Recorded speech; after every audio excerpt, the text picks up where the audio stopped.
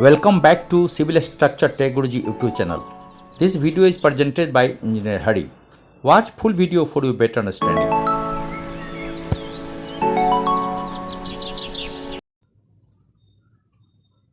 Hello dear subscriber, I am Engineer Hari. Hope you are fine. Now welcome to Civil Structure Tech Guruji YouTube channel. आज हम देखेंगे this is a concrete section. नीचे का जो portion है ये हमेशा टेंशन में होगी, ऊपर का पोर्शन जो है हमेशा कंप्रेशन में होगी. और हम देखेंगे कि इसमें व्हाट इज बैलेंस सेक्शन, इसके स्ट्रेस डायग्राम क्या है बैलेंस सेक्शन के लिए, अंडर रेनफोर्स सेक्शन के लिए और ओवर रेनफोर्स सेक्शन के लिए. तो सभी चीजों का हम एक एक करके आपको एक्सप्लेन करेंगे. तो काफी यूजफुल वीडियो होगी. आपको यदि कुछ भी पसंद आए तो जरूर लाइक और सब्सक्राइब जरूर कर लेना, अपने दोस्तों में जरूर शेयर कर लेना, ताकि आने वाला वीडियो सभी आपको समय पर मिलते रहे. ये बैलेंस सेक्शन और ये जो आप देख रहे हैं तीन, this is stress diagram for RCC structure. RCC एक सेक्शन है जिसमें आप ये विड्थ देख रहे हैं और हाइट देख रहे हैं. कोई भी अगर बीम को हम काटेंगे, सेक्शन काटेंगे और एक साइड से देखेंगे तो हमें क्या दिखाई पड़ेगा, जो टेंसाइल जोन है, टेंसाइल जोन में हमें कुछ रॉड दिखाई पड़ेंगे और दिस इज कंप्रेशन जोन. जो इसको बीच से जो गुजरती है मिड ऑफ दिस सेक्शन, इसको कहते हैं क्रिटिकल न्यूट्रल एक्सिस. ध्यान दें, क्रिटिकल न्यूट्रल एक्सिस ये इमेजिनरी लाइन, ये कोई आपको बीम पे कोई लाइन दिखाई नहीं पड़ेगी. This is only imaginary line for design purpose, analysis purpose. तो ये आपकी एकदम सेंटर से गुजरती है. ये देख रहे हैं सारे न्यूट्रल, क्रिटिकल न्यूट्रल एक्सिस, इसको हम कहेंगे critical neutral axis.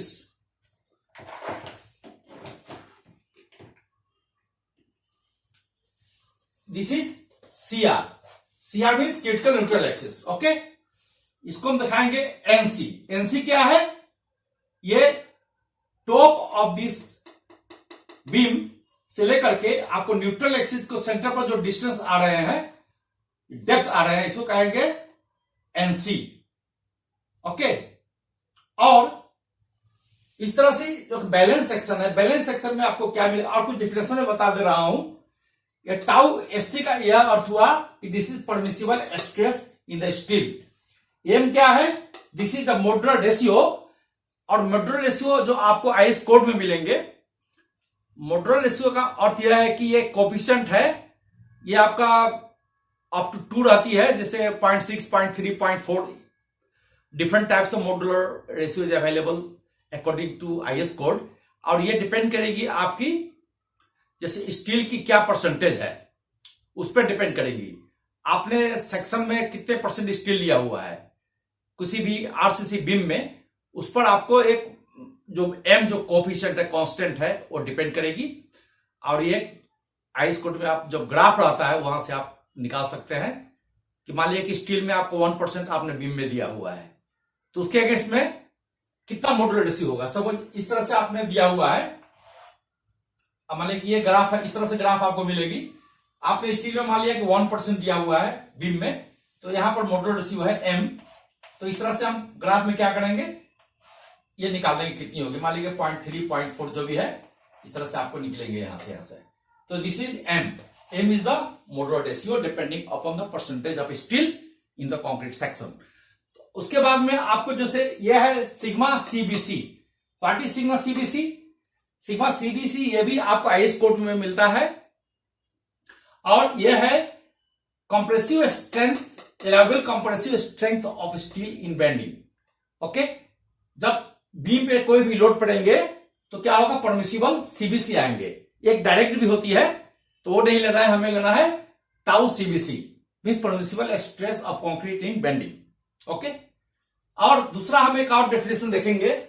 This is ऊपर से लेकर के जब ये जो एक्चुअल न्यूट्रल एक्सिस हुआ और यहां भी एक एक्चुअल न्यूट्रल एक्सिस हुआ, बीच में तो जा ही रहा है critical neutral axis and actual neutral axis, इसको हम एन लिखेंगे. ये डिपेंड अपॉन द, ये आपकी जो सेक्शन है, ये आपकी ओवर रेनफोर्स्ड है या अंडर रेनफोर्स्ड है या ओवर रेनफोर्स्ड है, उसके अकॉर्डिंग टू आपकी एक्चुअल न्यूट्रल एक्सिस आपके वेरी करेंगे। इस सेक्शन में आपने देखा कि जो क्रिटिकल न्यूट्रल एक्सिस है उसके ऊपर में है, बट इस यहां पे देख रहे हैं कि क्रिटिकल एक्चुअल न्यूट्रल एक्सिस जो है वो क्रिटिकल न्यूट्रल एक्सिस के बिलो है। तो क्यों हुआ, इस सबको हम एक डिस्कस करेंगे। तो आइए हम देख लेते हैं। तो N means actual neutral axis distance from top of this section up to जो भी है यहां पर आपका एन आ रही है, ये देख लेना है। ओके, ये क्या होती है, उसके बाद में टाउ टी का मतलब क्या हुआ, stress, actual stress in the steel according to the section. ये ओवर एनफोर्स्ड है, तो इसमें आपका जो भी लोडिंग के बाद में जो आ रही है टाउ टी कहेंगे। टाउ एस टी का अर्थ हुआ परमिसिबल स्ट्रेस इन स्टील। ओके, और सीबीसी तो आपको मैंने बता ही दिया। टाउ सी का अर्थ हुआ कि जो डायरेक्ट स्ट्रेस डेवलप हो रही है कंक्रीट में आफ्टर लोडिंग। ओके, तो ये जो सेक्शन है आपका बैलेंस सेक्शन है। तो बैलेंस सेक्शन के लिए क्या होता है, यहां पर आप जो ऊपर से लेंगे, you take the top from this top, then N equal to N C means actual neutral axis का जो डिस्टेंस है हमारे टॉप ऑफ दिस सेक्शन से और जो क्रिटिकल न्यूट्रल एक्सिस है वो दोनों कोइंसाइड करेंगे थ्योरेटिकली। तो इसका यह अर्थ हुआ कि area of steel, okay, area of steel जो भी है, जो stress in steel and stress in concrete, percentage of steel ऐसा है दिया गया है कि सेक्शन को बैलेंस कर रहा है अपना। यानी कि जो आपका टाउ एसटी है और टाउ सीबीसी है, means permissible stress in concrete and permissible stress in steel, दोनों आफ्टर लोडिंग के समय दोनों एक ही साथ दोनों स्ट्रेस हो रही है। Okay, that is balance section. और ये देख लीजिए बैलेंस सेक्शन का जो है, जो टाउ सीबीसी और टाउ एसटी, ये स्ट्रेस डायग्राम ग्राफ है। ये ट्रेंगल बिल्कुल इक्वल है। इसमें आप देखिए कि दोनों ही कंक्रीट में और स्टील में परमिसिबल स्ट्रेस जो है, इसका अर्थ हुआ कि दोनों एक साथ बराबर है दोनों का। जब भी लोडिंग होगे तो दोनों एक साथ ही लेंगे। ओके, कोई कम बेसी नहीं होगा इसमें। दिस इज बैलेंस सेक्शन में जितना स्टील रिक्वायरमेंट है उतना हम दे रहे हैं बैलेंस करने के लिए। और ये प्रैक्टिकली संभव नहीं है बैलेंस सेक्शन बनाना, इसमें जरूर कम बेसी होती है, तो हम इसको आगे देखेंगे। This is under reinforce section. Under reinforce section आप जो देख रहे हैं, इसमें यह होती है कि this N means actual neutral axis from the top of this fibre, compression fibre, this is compression fibre and this is bottom में टेंशन फाइबर। ये आपकी जो न्यूट्रल एक्सिस के नीचे जितने भी सेक्शन है वो टेंशन में होगी, और ऊपर वाले हमारे क्या होता है, कंप्रेशन में होती है, compression, and this is tension. Tension में क्या होता है, टेंशन में इस तरह से आपकी इस तरह से होगी कंप्रेशन, दिस इज टेंशन, इसके इससे इस तरह से टेंशन में। और आप देख लीजिए तो यहां पर क्या होगा, actual neutral axis N is less than critical neutral axis. Okay, here N is less than critical neutral axis.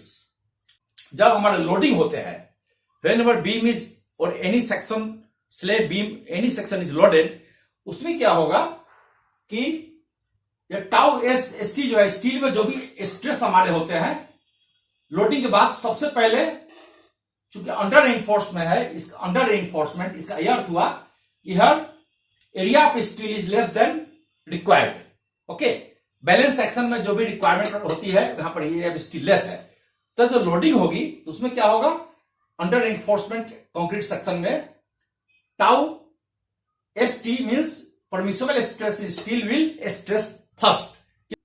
Concrete में क्या होगा, कंक्रीट में ये जो कि ये देख रहे हैं सिग्मा सीबीसी, इसमें परमिसिबल स्ट्रेस और यह है टाउ सी एक्चुअल में।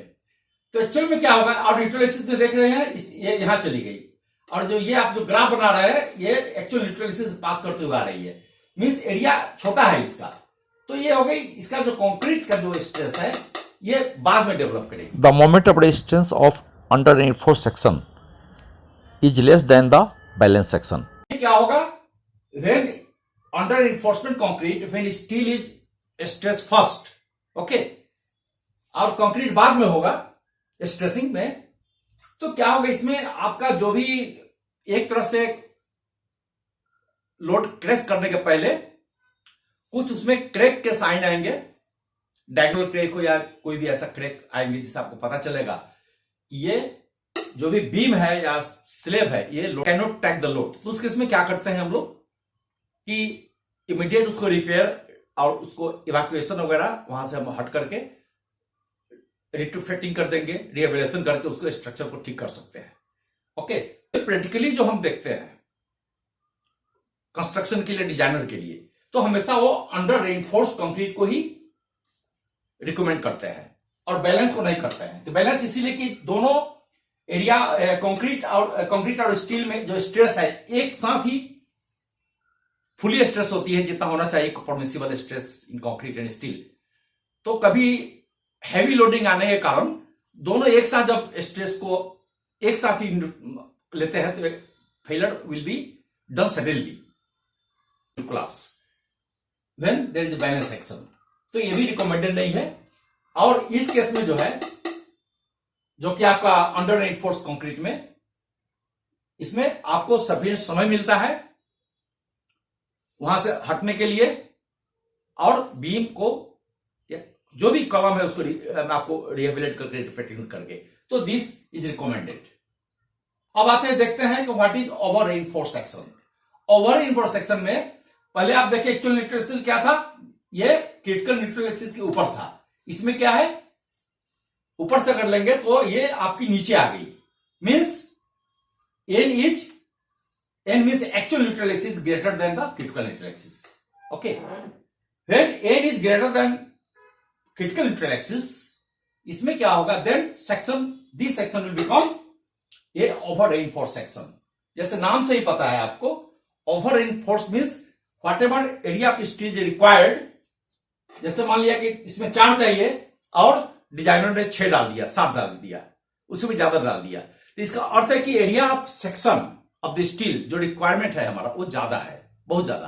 तो क्या बन गया ये सेक्शन अपना, this section will converted into over reinforce section.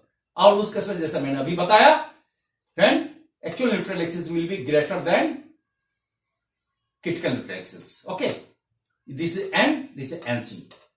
और दूसरा क्या है इस केस में जो हम देखते हैं, आप जैसे कि permissible compressive stress in concrete, ये स्ट्रेस आपका फुल्ली डेवलप हो जाएगी सबसे पहले, और ये टाउ टी का अर्थ हुआ कि एक्चुअल स्ट्रेस इन स्टील ये बाद में डेवलप होगी। इसका आप जो एरिया देख रहे हैं स्ट्रेस डायग्राम की, ये कम है, ये बहुत ज्यादा है, तो लोडिंग जब होगी उस पर तो सिग्मा सीबीसी जो कंक्रीट की स्ट्रेस है ये सबसे पहले डेवलप होगी। Okay, over reinforcement. तो इस केस में क्या होगा, जब कंक्रीट की जब सबसे पहले डेवलप हो गई और स्ट्रेस ऑफ स्टील बाद में डेवलप हो रही है, कोलैप्स सडनली विदाउट एनी, बिना कुछ समय दिए हुए, without any giving time to occupant, the building will collapse suddenly in case of over reinforced concrete. Remember this. Okay, तो इस तरह से हमने देखा कि what is balance section, what is इसका स्ट्रेस डायग्राम, दोनों इक्वल होंगे, ध्यान दीजिए, यहां से जा रही है। और अंडर रेनफोर्स सेक्शन में क्या होगा, आपकी एक्चुअल न्यूट्रल ऊपर जाएगी, और ये जो आप स्ट्रेस डायग्राम बना रहे हैं, जो एक्चुअल न्यूट्रल यहां से बनाते हुए ये आपकी नीचे वाला बड़ा होगा स्टील वाली, और कंक्रीट वाली कम होगी। उसी तरह न्यूट्रल एक्सिस एन और एनसी का भी देख लीजिए। उसी तरह ओवर रेनफोर्स सेक्शन में क्या होगा कि जो आपकी जो ये जा रही है एक्चुअल न्यूट्रल एक्सिस, तो आप जो कंक्रीट की ऊपर की कंक्रीट की इस तरह से आकर के यहां से जाएगी, तो ये स्मॉल होगी, मींस इसमें स्ट्रेस जो भी है कंक्रीट की सबसे पहले डेवलप हो रही है। और अंडर रेनफोर्समेंट क्या होता है, इसमें स्टील का जो स्ट्रेस है पहले डेवलप होती है, और इस केस में दोनों एरिया ऑफ ट्रायंगल बराबर है। इसका यह अर्थ हुआ कि in loading both are permissible stress are happen at a time. तो आप याद रखें कि designer always recommend under reinforcement concrete section, not ये balance section and over reinforce section is not allowed. तो इस तरह से आपने देखा कि हमने कैसे इसको एनालिसिस किया। This is very important diagram. और जो भी डिजाइन करते हैं हम, जिसको मोमेंट ऑफ रेजिस्टेंस निकालते हैं किसी भी सेक्शन का, कितना लोड आ रहा है, मोमेंट ऑफ रेजिस्टेंस कितनी होगी इसकी, उसके फिर स्टील कितनी होगी उसकी, डिस्ट्रीब्यूशन बार कितनी होगी, स्टेप्स क्या होगी, सभी का इसमें काम आएंगे आगे जाकर के, तो मैं आपको बताऊंगा। तो उम्मीद है आपको वीडियो जरूर पसंद आया होगा। अगर पसंद आ गया तो अपने लाइक्स एंड कमेंट एंड अपने दोस्तों में जरूर शेयर कर ले, ताकि आने वाला कोई भी मेरा वीडियो जो है आपको सभी समय पर मिलते रहे और इससे आपको लाभ भी प्राप्त होते रहे। Thank you, watch more.